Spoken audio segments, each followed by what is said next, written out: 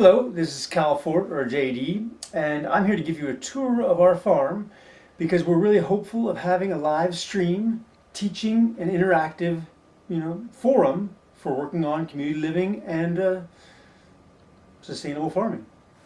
This is our living room where we spend most of our time in the winter. Our wood stove keeps us warm, our small kitchen and bathroom. This building that we're in now was the old garage when we first got to this farm, and the house was here.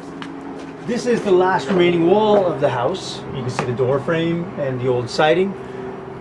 When we first got here, we tore the house down to the ground. It's just earth and growing grass now. Eventually we'd really like to build a new house, and if we do this live stream, more than likely we'll go through the whole process of building a house from the foundation to permits to roofing and finish work. For now, we made small cabins for people to live in who stay here. We'll get to that in a second though. This is a project that we worked on this summer quite a bit. This is a cold storage similar to the one I wanted to make when I was on the TV show. It's just concrete blocks that we got for extremely cheap. I think we paid $20 on Craigslist with straw and mulch covering it so that the roots and the vegetables can stay cold all winter long without freezing. It works really well the way it is. It is not quite finished yet. Let's keep going.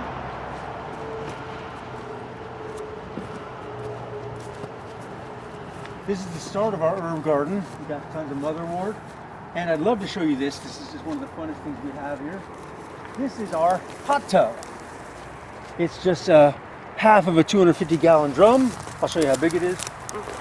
It fits 3 people quite well. You just start a fire underneath of it, being sure you stop the fire before you cook yourselves, and the water stays warm and nice. And it's extremely cheap. We're gonna backtrack a little bit because I want to show you more of the cabins. Now each one of these cabins has a really fun story behind it because they all came from somewhere else. I traded or swapped or had them given to me, mostly from people I work with or off of Craigslist.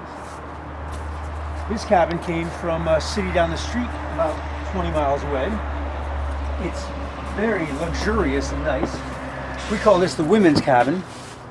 And you can see it's quite large inside. And it's got bunks and it's got a wood stove. It's very nice. Usually, if couples come, slowly when we try. Oh, whoops, I'm lost. Okay, go ahead. Okay. Couples usually stay in this cabin if they visit us or if they come and apprentice with us. We'll go on to the next one. Oh, now you all know Shifra. This is my partner. She's so sweet. Hello. This is Barbie. She's a draft pony. We have all the equipment to plow and work with her. Although lately we've only been using pigs to till because they're just so incredibly efficient. Our farm used to be an equestrian center, so it's completely horse safe, and we're just going to let her go as we walk around because she's content to keep the grass down.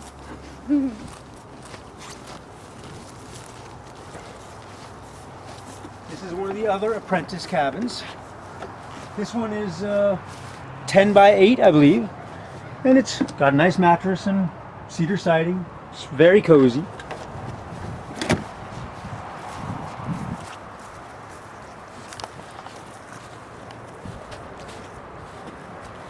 This is the smallest of our cabins, although people love it because it has a porch. And I got this one in trade for doing some work at people's house, and we put it on a trailer and brought it home. I just think it's adorable.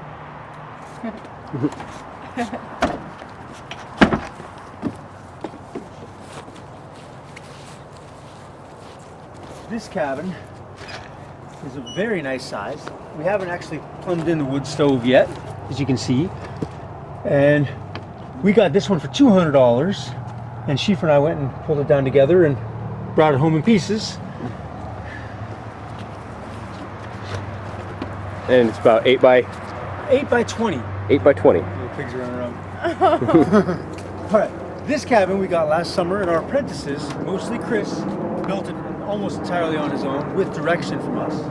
It's quite large. It's 12 by 14. It's got cedar siding. And the whole thing cost us about $150. We haven't plumbed in the wood stove here either. I left to go on the TV show before we got a chance to do the finish work.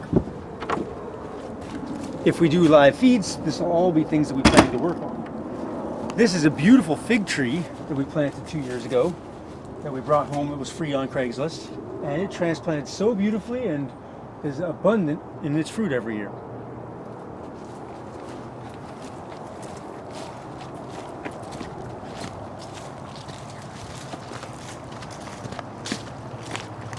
Here's our hitch and rail where we saddle the horses. Usually we try to ride every single day. Occasionally we miss, depending on the rain. This is our nursery where we grow baby trees and plants. Oops, trying to zoom in on them. All right. Yeah.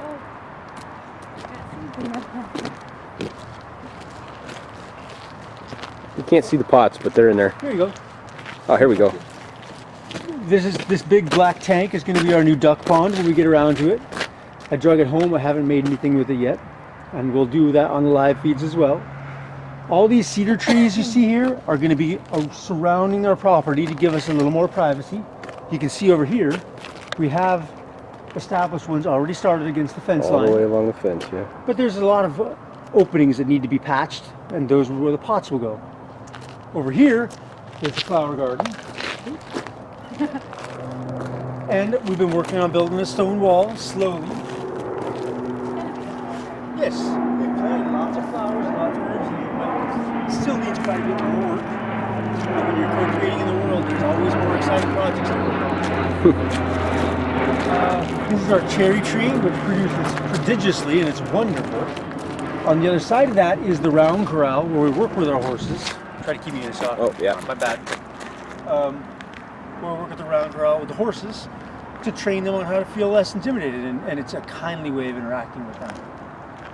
From here, well, I guess on the other side is our oat field where we plant crops, but I want to work our way this way because we're on a time schedule with this video. We're trying to keep it under 10 minutes. 7:23 right now. Oh man, we better hustle. Can you stop it and then play it again in a second? Yeah, I think so.